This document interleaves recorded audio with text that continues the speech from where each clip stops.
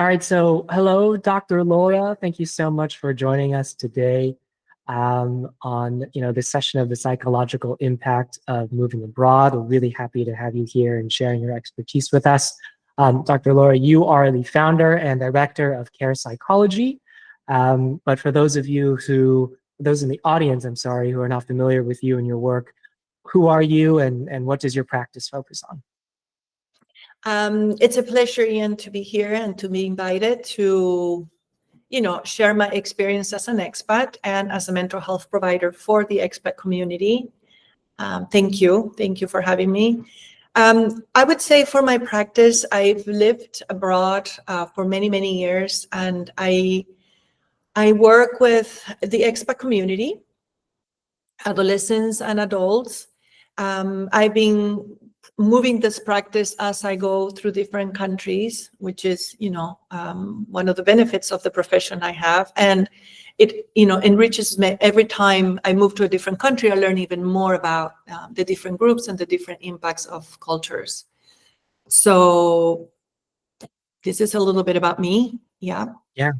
No, I was really excited because your profile is filled with and very focused on, I think, the sort of expat psychology, and you shared with me that you've lived in over 6 countries. You've been an expat for 20 years.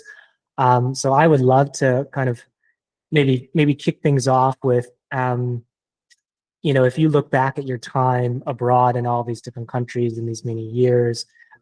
Do you have a special moment where you look back on and think, oh, like I'm very different now mentally from when I left my home country? Yeah, that's a 20-year, 20, like I said, 20 years of experience question. I would say if I look back at those many years, the thing that I have learned about myself is that I have become more attuned to change. So I adapt faster. I adapt quicker. I do go through the stages, and I can talk about this, the stages of adaptation, of cultural adaptation, but for me, it's faster somehow. I get more, I guess I prioritize certain things and I don't get caught up on details. And sometimes when you're new to a place and this experience is new, those details can really affect your everyday life. So I'm more, I anticipate change. I know more about how to relate to people, how to open up to people without the fear of knowing that I'm not going to be seeing them again. That this will be probably a relationship of 2 years and maybe 1 year. Sometimes, if you're very lucky, 4 years, people will remain in the same place. So I'm more resilient, probably. And I've learned that about myself. I have that capacity. I mean, I pack up much faster. I do quickly. I don't mourn as much as I used to be at the start. On my first relocation, I was sick for I don't know how many months of stress and what the fear of anticipation and what is going to happen and how about the kids and how they're going to be at school and what it's going to mean to leave my family behind. And then it became a lot more of an exercise, a lot more practical, without losing contact to all the emotional impact of leaving, a community and having to move to a different one. I've done fewer moves than you have, but I totally understand the sentiment of, I think we've done 10 apartment moves in the past 2 years. And so being able to, pack up, get in and out, hit your routine, on day one, go to the grocery store and find the brand equivalent of the things that you used to eat. And like you said, I really like this, what you mentioned around accepting that relationships become more ephemeral and short term. And, sometimes it's great if they stick around for 3 or 4 years, but a lot of times, they might just be there for a year or two. And that's sort of nice in its own way as well. And I think not shying away, and being, avoid meeting people just for the fear of losing them. Oh, yeah. Actually being open and connecting, and then knowing that, maybe we will see you in another country. Maybe we'll connect on social media, and maybe we will still be seeing each other for important events in the future. So absolutely. Hmm. Yeah, this is actually something I wanted to dive into with you, is this notion of, temporality in relationships, because I feel like so much of the expat experience sometimes is, learning how to grieve and learning how to mourn, and accepting, right, the new style of relationships that comes with a lifestyle like that. Um, but maybe for those in the audience who are considering it for the first time or moving for the first time, what are some things that you've seen in your practice that are sort of these unexpected, ways of grieving, or things that cause loss for someone who's moving for the first time?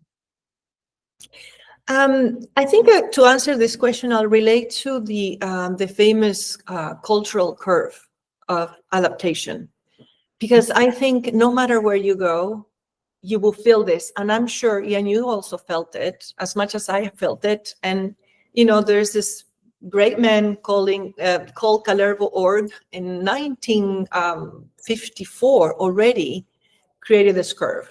And this curve talks about, if you see the two axes, on the y-axis you see mood, and then on the x-axis you see time. So it starts with a honeymoon. It's a honeymoon period. Awesome. You feel excited, new place, new people, opportunities. You leave your family behind almost without questioning. It's all very good and great. This will last about 4 to 5 months. And then routine will come in. So everything, the novelty wears off, and then routine comes in, and then you go into a very deep, called the cultural shock, around Mm. 6 months. And this is when you start questioning, why am I here? Why am I here? Was my decision correct? You start feeling the contrast between familiar signs at home and the new ones. You start kind of reacting to local culture practices, like, oh my gosh, I would say in China, people don't wait in line. People are pushing to get, and it just bothers you because this is not what you've had for your whole Right. life. Yeah. And so you become very irritable and become frustrated. And, some people they will get very angry as well. There was this anger towards the local culture, the host country. Yeah. If you stick around, which most people do, some people do decide to get back home because they cannot take it. But if you have some form of skills or tools to cope with all this, then you'll stick. And then you will see that within a year, you started the adjustment process. So the curve goes up again. And not to disappoint people, it will take you 2 years to really feel fully culturally adapted. And almost 4 years, according to org, that you will actually be feeling at home. So we cannot rush this process. This is a process that takes time. And we must know that this is part of the process. That is fascinating. Yeah. I've never heard the specific numbers of months and years, explained like that, but it's spot on, I think, with what I've experienced. Doesn't you relate to Yeah. it? Eh? Yeah. Do you find that the gaps shorten the more times that you do it, or does it stay roughly the same even after repeated relocations? Stays the same. Wow. It will probably change your emotional reactions towards. Like I said, if you've done it too many times, then you don't get caught up on, issues like, I don't know, I don't find fresh vegetables. I don't know where Yeah. to buy certain things, or, the phone line doesn't connect, or my internet gets disconnected, and the language barrier, I cannot reconnect. So I kind of, you step back and you know this will get solved. And so You have more of the awareness of where the curves are coming. yeah. And so you start taking care of yourself, and you connect less with the frustration part and try to look for other skills or other tools to be maybe with friends, and share that with the friends, with the local friends that understand you. And, Yeah. going back to relationships, like you mentioned initially, I think it's important connecting socially and openly connecting with the local expats, because they are going through the exact same story that you are going. So they will relate, they will understand, and they will validate how you feel. Yeah, no, that's fascinating. I want to talk a bit about that sort of trough in the curve that you mentioned, where people are really feeling the culture shock. Maybe Mm. they're feeling some anger. Um, what's happening psychologically, right, in someone's brain or personality, that causes that very intense feeling? Because I've been on the bottom of that roller coaster, and it's quite destabilizing sometimes. Mm. um so what's happening in someone's brain or body when that's going on? But first of all, there is a change of routine. You are taking your body and brain from one routine to something that is fully new. So your nervous system will react. It will not feel at home. And that's why it will do all the things that it does, like make you angry, frustrated, feeling irritable, um, tiredness, physical tiredness. But at a deeper emotional level, there's another processes that maybe you haven't realized because you were so excited about this new place. But there is grief, there is loss. You're missing something, you've lost something, you're gaining something because this is a new culture and it's very rich as an experience. And at the same time, you're losing something. So this is what we call the hidden grief or ambiguous grief as well.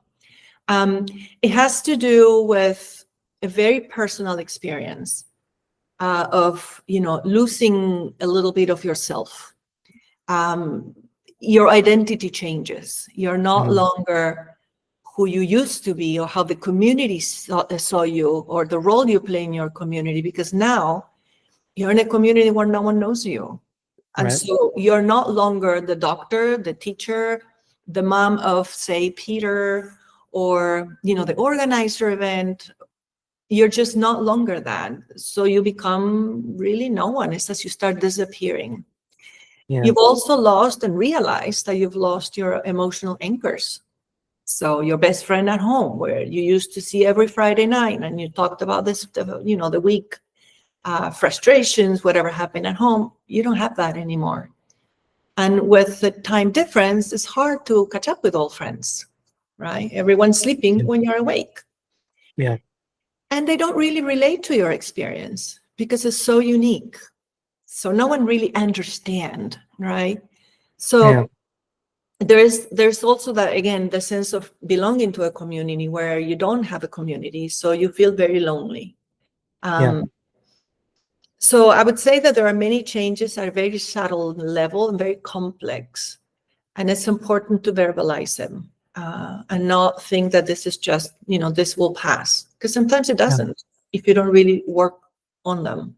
Yeah. That's actually one thing I wanted to follow up on, because I have, some expat friends who, um, I was in Paris for 3 years, and after 3 years, someone that I met in the first week told me that they still didn't feel like Paris was home. And, um, I'm curious why some expats, is there a particular profile of expat that you've seen in your clients that sort of just never has this settled mentality? Um, and are there ways to try and combat that? I'm curious, how long was your friend in Paris and didn't feel? She was there for half a year longer than I was. So she was there for 3.5 years when she told me this. Yeah. What I've seen in practice is a lot of people have the ability to find the routines. So life seems to be all in place, right? My phone line Mhm. works, my gas is paid, my electricity comes in, I have activity, I got my gym class, but they're not emotionally connected to the place. They haven't emotionally um, kind of given yourself to the place. They haven't created that connection, that sense of belonging and purpose. Mhm. Mhm. So they stay at the surface, and maybe it's because they're still so attached to their home country and everything depends from the home country that they haven't allowed themselves to be locally, emotionally in Paris, in the case of your friend. Mm. So it's So sort of like maybe a self-imposed restriction or something that's not allowing them to maybe fully dive in. It could be, yeah, it could be that. It could be that they are not ready to do this, even though they spent 4 years. Yeah, There's also sometimes the comparison. Oh, in my country is done this way and it's so much better. oh, totally. So it Yeah, creates again that difficult way of adapting. Yes, sure, you're living there and everything seems to be fine, but you're not emotionally invested in the mm, place, yeah. connecting with. Mhm. You wanted to say something? Oh yeah, I was just gonna ask if you think, if you've seen in your practice, if it gets easier when you move with a partner, because I remember it taking me longer to feel settled when I relocated by myself. But I was just talking with my girlfriend Marina, and this transition to Singapore for us has felt maybe not quicker, but easier. And so I wonder if it's because I'm bringing a sense of home with me, right? We have this like connection just between the two of us as a couple. Um, I don't know. Do you see that in your practice as well? Is it easier, harder for expat couples to relocate and feel settled? Yeah, I would say yes. It also depends on age. If you are younger, the expat communities are a younger crowd, Yeah. newlyweds or people that are just coming out of university and they want to go and explore. It's harder to find older people alone adjusting to a place because there's lesser opportunities of connection. I see. So if you have kids, it's easier to go to school and find other moms or dads, say. Right. But if you are alone, it's much more challenging. Now, one personal experience about moving with a family, to me, I always seen it as, and I hope this is clear to the audience, but to me, life is as an expat, it's like music. It's the underlying melody of a song. This must stay, and that involves my family. In your case, your partner. Hmm. So my family relation and the strong bond among the family members where we feel safe with each other and we can share and explore ourselves in this new environment. And then it has to do with my routine. So my practice of exercise, music instrument, I play the cello, so I will take it with me everywhere. I will always find a teacher that will continue, helping me with the instrument. And then finding other things. Say, if I like reading, then I'll find a book club and I join Hmm. the book club. So if I have that as the melody, what happens above doesn't matter as much. So the Mm. rhythm will change. The song, the lyrics of the song will change, but my underlying song stays no matter where I am. So if Yeah. I'm able I to move, love that analogy. I think it's just a telling one, because if you manage to keep that everywhere you go, no matter where, you are safe. Right. Then you allow the environment to come to you, and then you're opening up whenever you're ready to it. Oh, wow. That's a fantastic analogy. Um, and I want to keep going on this thread of, family and spouses, because I know that you've done your doctorate of psychology in trailing spouses and mental health of trailing spouses. So, are there, trends, sort of gaps that you see in current, maybe, expat guides or brochures about the relocation experience that you feel like is really missing for the trailing spouse?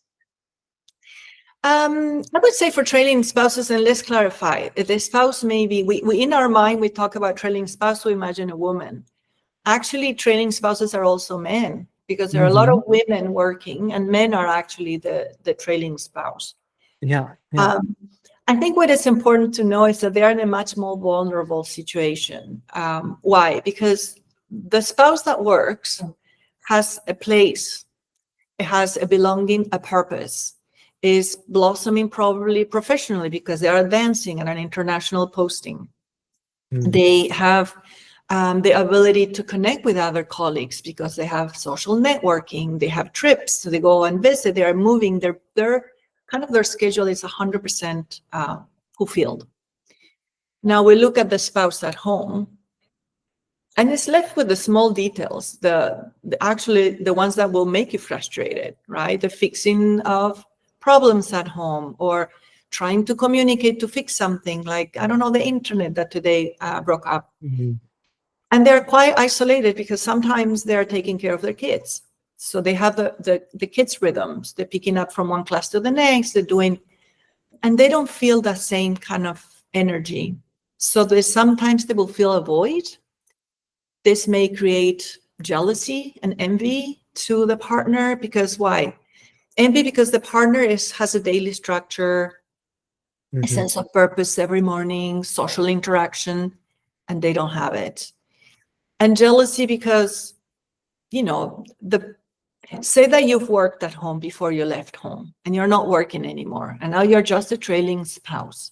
You've lost all that recognition and sense of belonging to a community. Now you are what, a lot of spouses will describe as no one. I'm no one. I've disappeared.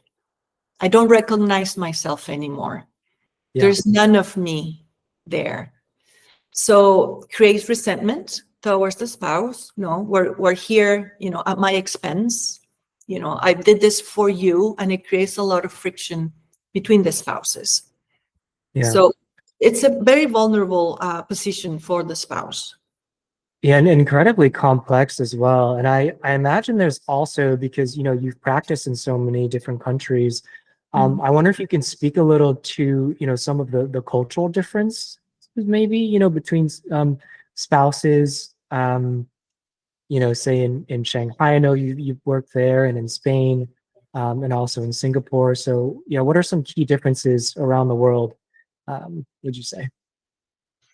One positive one, I would say that for some spouses in certain countries are more prepared to gather those spouses together to support each other. I would say India, in one of my postings in India, the school was so purposeful at getting us together because they knew life was very challenging for us. It was a complete different world of rules and hidden rules, cultural rules that we couldn't even understand or read. So they will put us together, and it was very healing to be there and connect with each other. Some places are different. Singapore, for instance, is much more, you don't need as much.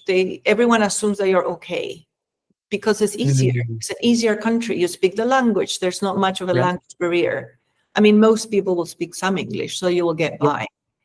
So it's much easier. And then I lived in Vietnam as well. Vietnam is more of an immigrant culture. So there are not that many expats per se. So you really arrive to a group of people that have already been settled with each other. So there is little room for expat to fit in. At least that's my personal experience. Interesting.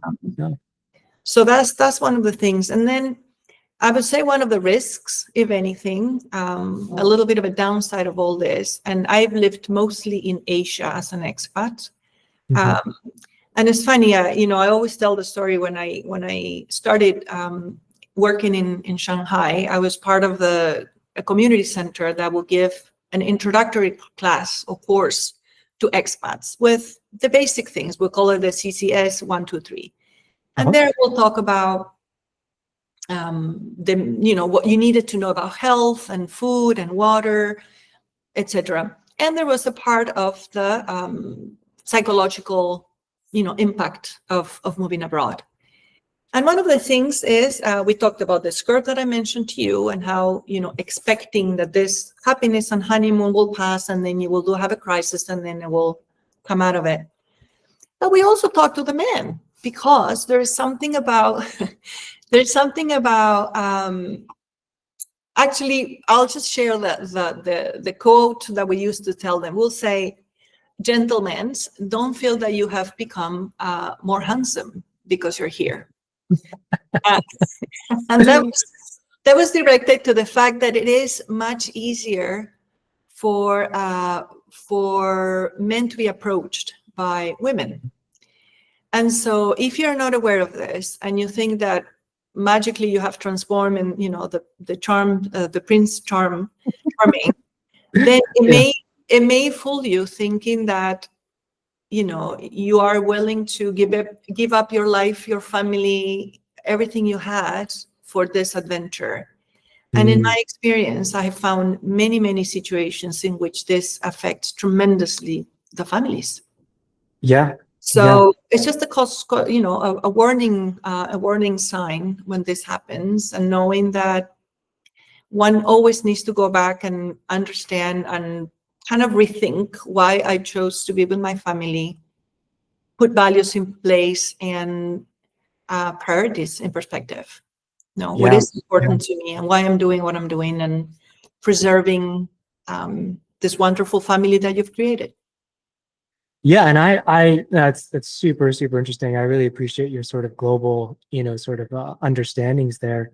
Um, and I guess one thing I was thinking of is you were mentioning, sort of some of these cultural differences, but also the trailing spouse layer is, let's say you're on the other side of infidelity, right? And you are the trailing spouse. Um, I would imagine it's doubly hard because you don't have your network there with you or your community of support with you. You also maybe don't know how to access, appropriate resources, in your current country. So yeah, I guess how have you seen that play out in your practice? Like how did people find you? If they were sort of on the other side of this. Well, there are many, like you said, that people do feel extremely lonely. There's also I would say that the farther challenge that those communities are very small. So everyone talks, everyone knows. Mm. So if you want to keep your kind of safety of your family and whatever situation's happening, then you cannot even share it with your community. And so, yes, there's a huge sense of isolation and helplessness, because you really don't know who to turn to. Yeah. For me, well, they will find me when they see that they are no longer sleeping well, when there are signs that this is just too much. Not eating well, not sleeping well. Some people will turn into alcohol because it's a way of easing up the pain. Yeah. Eating disorders, if you ever had one, it will flare up, most probably. A lot of anxiety, despair, Yeah. and that's just not feeling functional even for their children. So This is something I wanted to follow up on because it's super helpful, I think, to be able to recognize the signs, right, of when something is becoming deeper and becoming an issue where you should seek help. And then I feel like I see so many videos on how to adjust to expat life or these things on social media. What do you, when someone finds themselves in these situations, right? They're feeling a bit of despair, anxiety, depression. They know something is off. What do you find to be helpful, and what do you see out there that maybe is not so helpful, but somehow seems to have become widespread, advice that's given to expats? I would start by the unhelpful part. I would say, the fake it until you make it. Oh Oh, yeah, I push see through. that a lot. Yeah, yeah, Through, be happy, enjoy what you have. People don't have yeah, that. It can be a very innocent comment trying to help, that they're actually unhelpful, just because they're invalidating. It mm, creates a dissonance in your mind. If I'm feeling this way and they're telling me I should be feeling this way, then what is wrong with me? Then you yeah, internalize the problem. So the helpful thing is to actually validate your emotions. You have the right to be angry if a situation like this comes to you, or it's just generally for the whole, for the experience of moving abroad. yeah, You have the right to be disappointed. You have the right to be sad. It's normal. It's coherent with the situation and the moment that you're living. And just verbalizing those, recognizing those, creates more harmony in your body, in your nervous system, and you are able to process them. yeah, Otherwise, it's like pushing them away, like it didn't exist. But they will appear eventually in yeah, another way, yeah. in irritability, in frustration, on anger. Yeah. No, I think that's very, very good advice. Well, Dr. Laura, we've reached the end of our time. I have one last question for you, which is, looking back at the very first time that you ever went abroad. If you could kind of picture, young Dr. Laura there, if you were to write a letter to this person, what would you include in that letter? Um, I guess I will tell the young Dr. Laura, much younger than then, that change will happen in a very positive way, in ways that one cannot imagine. That there will be low times, that there will be, challenges all across, but in the end, we learn so much from it. So I'll just try to remember myself that I will feel low, I will feel affected, but change may actually be positive in the end, because you grow stronger, you grow resilient, and you have the opportunity to discover yourself outside of your home town. I will say that I will try not to rush myself into making it work very quickly. And I think that's one of the things I'm doing now, because I've done it so many times that I just want things to get back in place. Yeah. Right? Sometimes it doesn't work. So I get frustrated. So I will tell that Dr. Laura to take it easy, and to be compassionate, and to be more mindful of every day. Take distance from the small details of life, and more on the bigger picture. Because it's natural and it's normal and it's human. We're moving our bodies and our worlds from one place to the next. So how can we expect this to be easy? There is no way. And then, again, I will have a reminder of having realistic expectations. Don't think that because I'm moving to this incredible modern country that it will be better. Not necessarily. There are many challenges, culturally speaking, that can be, affecting us tremendously. Yeah. So, and being open, just sharing how I feel constantly, and not fake it until you make it or push through. Yeah. Really Yeah. process what is going on at every moment is much more helpful. Fantastic advice. Well, thank you so much, Dr. Laura. I really appreciate you taking the time to share your expertise with us. Thank you. Yeah. I know a lot of people will find this helpful. Excellent. And for you, I wish you all the best in the continuation in Singapore. It's a Thank you so beautiful much. country, and it has its challenges. It does. But I'll do my best not to push through, and seek help when I see the signs. Excellent. All right. Thank you so much for having me. It's been a pleasure sharing my experience with you and the Thank whole you. audience.